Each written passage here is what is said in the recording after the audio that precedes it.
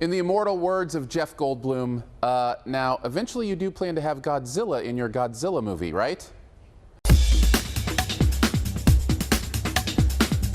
Godzilla takes another shot at remaking the giant city-smashing lizard after 1998's overhyped Matthew Broderick vehicle. This time, Bryan Cranston and Aaron Taylor Johnson take over the human roles as a family at the center of this epic monster-on-monster action tale. And at the end of the day, we all know why we brave the sticky slabs of theater floor for a movie like this, right? That's right, giant monsters beating the ever-living snot out of each other. So does this new Godzilla deliver in that respect? Well, maybe, but let's break it down.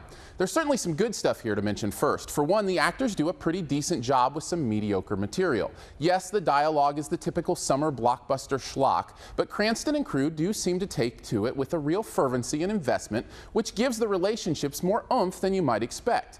I also thought that director Gareth Edwards did a pretty good job of honoring the original 1954 version with a decent understanding of the formula that made those earlier movies so much fun, and the heart behind Godzilla's core motivations and meaning.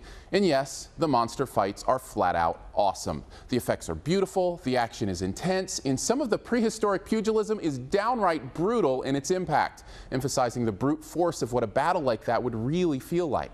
Those moments of lizard-on-lizard warfare really are the best thing about the movie, which is why it's so frustrating that it takes so long to get there and that it's such a small part of the movie.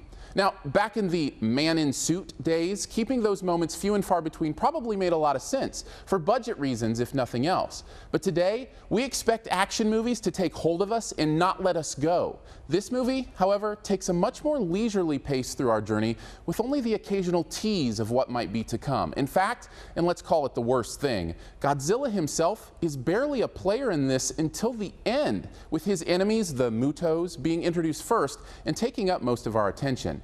And though I think the human relationships occasionally work as emotion builders, I'm not sure why it matters in a movie like this where the humans are really relegated primarily to spectators in a battle they really can't play much of a role in, even when they try, which leaves any time we spend focusing on them feeling almost unnecessary.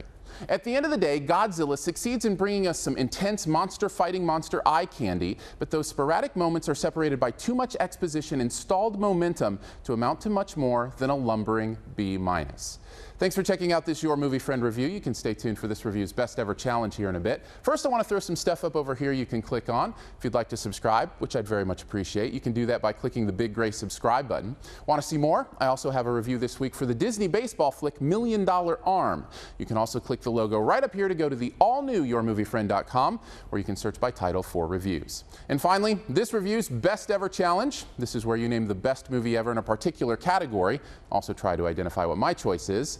Here we go. What is the best movie featuring a giant monster fight? Mine features a battle where the eventual winner mocks his vanquished foe by playing with its broken jaw. Drop your own answer and a guess at mine in the comments, and the first person to guess mine does get a point. Thanks.